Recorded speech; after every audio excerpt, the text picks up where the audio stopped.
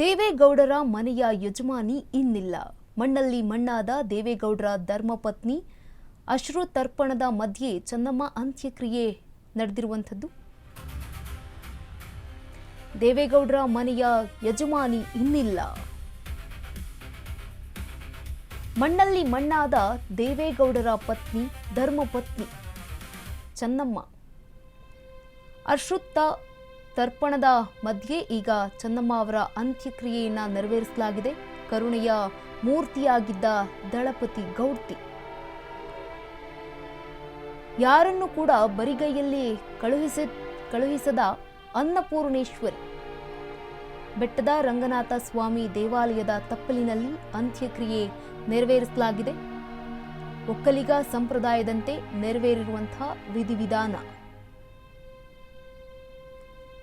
ಅವರು ಅಂತ್ಯ ಸಂಸ್ಕಾರ ನಡೆಸಿದ ಕಿರಿಯ ಪುತ್ರ ಡಾಕ್ಟರ್ ರಮೇಶ್ ದೊಡ್ಡಗೌಡರ ಮನೆಯ ನಂದಾದೀಪ ಆಗಿದ್ದಂತಹ ಚೆನ್ನಮ್ಮ ಇದೀಗ ಒಕ್ಕಲಿಗ ಸಂಪ್ರದಾಯದಂತೆ ಮಣ್ಣಲ್ಲಿ ಮಣ್ಣಾಗಿದ್ದಾರೆ. ಒಕ್ಕಲಿಗ ಸಂಪ್ರದಾಯದ ಮೂಲಕ ಈ ಒಂದು ಅಂತ್ಯಕ್ರಿಯೆಯನ್ನ ನೆರವೇರಿಸಲಾಗಿರುವಂಥದ್ದು HDD ಕುಟುಂಬದ ಸದಸ್ಯರುಗಳಿಂದ. ಕರುಣೆಯ ಮೂರ್ತಿಯಾಗಿದ್ರು ದಳಪತಿಯ ಗೌಡ್ತಿ. ಯಾರನ್ನು ಕೂಡ ಬರಿಗೈಯಲ್ಲಿ ಕಳುಹಿಸ್ತಾ ಇರಲಿಲ್ಲ. ಮನೆಗೆ ಬಂದಂತಹ ಯಾರೇ ಆಗಿರಲಿ, ಕಾರ್ಯಕರ್ತರಾಗಿರಲಿ, ಅತಿಥಿಗಳಾಗಿರಲಿ, ಅವರೆಲ್ಲರಿಗೂ ಕೂಡ ಏನಾದರೂ ಒಂದು ಚಿಕ್ಕದಾಗಿ ಉಡುಗೊರೆಯನ್ನ ಕೊಟ್ಟು ಕಳಿಸ್ತಾ ಇದ್ರು. ಇವತ್ತು ಬೆಟ್ಟದ ರಂಗನಾಥ ಸ್ವಾಮಿಯ ತಪ್ಪಲಿನಲ್ಲಿ ಇವರ ಅಂತ್ಯಕ್ರಿಯೆಯನ್ನ ನೆರವೇರಿಸಲಾಗಿರುವಂಥದ್ದು. ಅಂತ್ಯ ಸಂಸ್ಕಾರವನ್ನ ನೆರವೇರಿಸಿರುವಂಥದ್ದು ಕಿರಿಯ ಪುತ್ರ ಡಾಕ್ಟರ್ ರಮೇಶ್. ಪತ್ನಿ ಅಂತ್ಯಕ್ರಿಯಾ ವೇಳೆ ಕಣ್ಣೀರು ಹಾಕಿದ ದೇವೇಗೌಡರನ್ನ ಕಾಡ್ತಾ ಇದೆ ಪತ್ನಿಯನ್ನ ಕಳೆದುಕೊಂಡ ನೋವು. ಮನಮೆಚ್ಚಿದ ಮಡದಿಯನ್ನ ಕಳೆದುಕೊಂಡಿರುವಂತಹ ದೇವೇಗೌಡರು ಕಣ್ಣೀರು ಹಾಕ್ತಿದ್ದಾರೆ. ಪತ್ನಿ ಚೆನ್ನಮ್ಮ ಅಂತ್ಯಕ್ರಿಯೆ ವೇಳೆ ಕಣ್ಣೀರು ಹಾಕಿದ್ದಾರೆ ದೇವೇಗೌಡರು.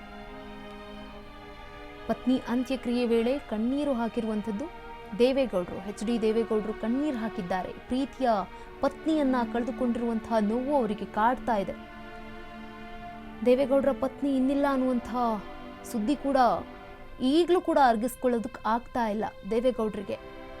ಪತ್ನಿ ಚೆನ್ನಮ್ಮ ಅವರ ಅಂತ್ಯಕ್ರಿಯೆ ವೇಳೆ ಕಣ್ಣೀರು ಹಾಕಿದ್ದಾರೆ. ಬಿಕ್ಕಿ ಬಿಕ್ಕಿ ಹತ್ತಿದ್ದಾರೆ ದೇವೇಗೌಡರು. ಈ ಒಂದು ಇಳಿ ವಯಸ್ಸಿನಲ್ಲಿ ಈ ರೀತಿಯಾಗಿ ನೋವು ಹೇಗೆ ಸಹಿಸಿಕೊಳ್ಳೋದಕ್ಕೆ ಸಾಧ್ಯ? ಕಣ್ಣೀರು ಹಾಕಿದ್ದಾರೆ ದೇವೇಗೌಡರು. ದೇವೇಗೌಡರನ್ನ ಕಾಡ್ತಾ ಇದೆ ಪತ್ನಿಯನ್ನ ಕಳೆದುಕೊಂಡಂತಹ ನೋವು. ಪತ್ನಿ ಇನ್ನಿಲ್ಲ ಅನ್ನುವಂತಹ ನೋವು ಕಾಡ್ತಾ ಇದೆ. ಅಳ್ತಾ ಇದ್ದಾರೆ, ಕಣ್ಣೀರು ಹಾಕಿದ್ದಾರೆ. ಮನಮೆಚ್ಚಿದಂತಹ ಮಡದಿಯನ್ನ ಕಳೆದುಕೊಂಡಿರುವಂತಹ ದೇವೇಗೌಡರಿಗೆ ಇದೀಗ ದಿಕ್ಕೇ ದೋಚದಂತಾಗಿದೆ. ಮಕ್ಕಳಿರ್ಬೋದು, ಮೊಮ್ಮಕ್ಕಳಿರ್ಬೋದು, ಯಾರೇ ಇರ್ಬೋದು, ಆದರೆ 72 ವರ್ಷಗಳ ಕಾಲ ಸುದೀರ್ಘವಾಗಿ ನಡೆದುಕೊಂಡು ಬಂದಿದ್ದಾರೆ ದೇವೇಗೌಡರ ಪ್ರತಿ ಹೆಜ್ಜೆಯಲ್ಲೂ.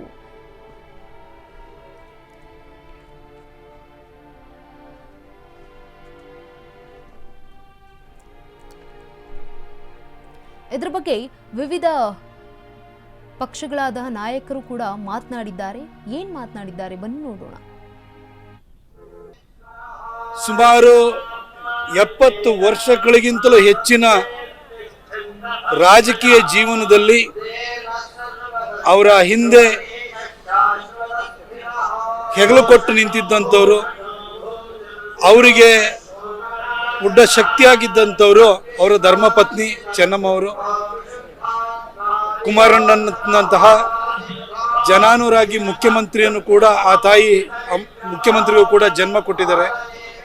ಅವರು 89 ವರ್ಷ ತುಂಬ ಬದುಕನ್ನು ನಡೆಸಿ ನಮ್ಮನ್ನಗಲಿದ್ದಾರೆ.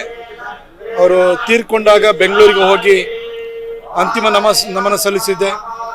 ಇವತ್ತು ಇಲ್ಲಿ ಹೊಳೆನರಸೀಪುರದಲ್ಲಿ ಅವರ ಅಂತ್ಯ ಸಂಸ್ಕಾರ ಆಗಿದೆ. ಹಾಗಾಗಿ ಮತ್ತೊಂದು ಸರಿ ಬರೋಣ ಅಂತ ಹೇಳಿ ಬಂದೆ. ಯಾಕೆಂದರೆ ನಾನು ಅವ್ರ ಮನೆಗೆ ಹೋದಾಗ ನನಗೂ ತುತ್ತು ಅನ್ನ ಹಾಕಿದ್ದಾರೆ. ಅವ್ರ ಮನೆಗೆ ಹೋದಾಗ ಪ್ರೀತಿಯಿಂದ ಊಟನ ಬಡಿಸಿದ್ದಾರೆ, ಚೆನ್ನಾಗಿ ನೋಡ್ಕೊಂಡಿದ್ದಾರೆ. ಹಾಗಾಗಿ ಆ ಕೃತಜ್ಞತೆಯಿಂದ ಹಾಗೂ ಈ ಭಾಗದಲ್ಲಿ ಒಂದು ರೀತಿ ಎಲ್ಲರಿಗೂ ತಾಯಿ ಥರ ಇದ್ದಂಥವ್ರು ಅವರಿಗೆ ನಮನ ಸಲ್ಲಿಸಲಿಕ್ಕೆ ಅಂತ ಬಂದಿದ್ದೀನಿ. 2004ರಲ್ಲಿ ಶಾಸಕನಾಗಿದ್ದೆ. ಆಗ ಮುಖ್ಯಮಂತ್ರಿಗಳು ಆಗಿ ಕುಮಾರಸ್ವಾಮಿ ಅವರು ಆಯ್ಕೆಯಾದರು. ಒಂದು ಸಂದರ್ಭದಲ್ಲಿ ಅವ್ರ ಮನೆಗೆ ನಾನು ಹೋದೆ. ಅದು ನನ್ನ ಪುಣ್ಯನೇನೋ ಗೊತ್ತಿಲ್ಲ, ದೇವೇಗೌಡರು, ರೇವಣ್ಣನವರು, ಬಾಲಕೃಷ್ಣರವರು, ಕುಮಾರಸ್ವಾಮಿ ಅವರು, ನಾನು ಒಂದೇ ಟೇಬಲ್ನಲ್ಲಿ ಕುಂತ್ಕೊಂಡು ಊಟ ಮಾಡುವಂಥ ಒಂದು ಸೌಭಾಗ್ಯ ನನ್ನದಾಗಿತ್ತು. ಆ ಸಂದರ್ಭದಲ್ಲಿ ಆ ಮಹಾತಾಯಿ ಎಲ್ಲರಿಗೂ ಕೂಡ ಊಟ ಬಡಿಸ್ತಾ ಇದ್ರು. ಊಟ ಬಡಿಸಿ ಆಮೇಲೆ ನಮ್ಮನ್ನ ಯೋಗ ಕ್ಷೇಮ ಎಲ್ಲ ವಿಚಾರಿಸಿದ್ರು. ಅಷ್ಟೊಂದು ವಾತ್ಸಲ್ಯಮಯಿ, ಕರುಣಮಯಿ ಅಂತ ಮಹಾತಾಯಿಯವರ ಅಂತಿಮ ದರ್ಶನಕ್ಕಾಗಿ ನಾವು ಬಂದಿದ್ದೀವಿ. ಅವರ ಅಂತಿಮ ದರ್ಶನ ಪಡೆದು ಅಂತಿಮ ಸಂಸ್ಕಾರದಲ್ಲಿ ಭಾಗವಹಿಸಿ ಅವ್ರಿಗೆ ಅಂತಿಮ ಪ್ರಣಾಮಗಳನ್ನು ಹೇಳಲಿಕ್ಕೆ ನಾನು ಬಂದಿದ್ದೀನಿ. ಆ ನೋವನ್ನು ಭರಿಸುವಂತ ಶಕ್ತಿ ದೇವೇಗೌಡರಿಗೂ ಮತ್ತು ಅವರೆಲ್ಲ ಸುಪುತ್ರರು, ಗೌರವನೀಯ ಮಾಜಿ ಮುಖ್ಯಮಂತ್ರಿಗಳಾದಂಥ ಕುಮಾರಣ್ಣವರಾಗಿರ್ಬೋದು, ರೇವಣ್ಣವರಾಗಿರ್ಬೋದು, ಬಾಲಕೃಷ್ಣೇಗೌಡರಾದಿಯಾಗಿ ಆ ಎಲ್ಲ ಕುಟುಂಬಸ್ಥರಿಗೆ ಭಗವಂತ ಕೊಡಬೇಕಾಗ್ತದೆ. ಭಾಳ ಮುಖ್ಯವಾಗಿ ಅವರಿಬ್ಬರು ಹೆಣ್ಣುಮಕ್ಕಳು, ಒಬ್ಬರು ಶೈಲಮ್ಮ ಮತ್ತು ಅನಸೂಯಮ್ಮ.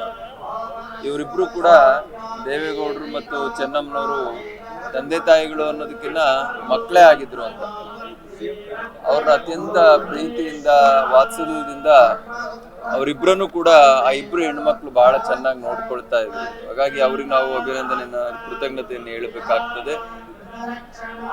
ಒಟ್ಟಾರೆ ಒಂದು ಮೇರು ವ್ಯಕ್ತಿತ್ವದ ಒಂದು ಭೂಮಿ ತೂಕದ ಹೆಣ್ಣು ಮಗಳನ್ನ ನಾಡು ಕಳ್ಕೊಂಡು ಅನಾಥವಾಗಿದೆ ಅನ್ನುವಂಥ ಅಭಿಪ್ರಾಯನ ಈ ಸಂದರ್ಭದಲ್ಲಿ ಹೇಳಲಿಕ್ಕೆ ಇಚ್ಛೆಪಡ್ತೀನಿ.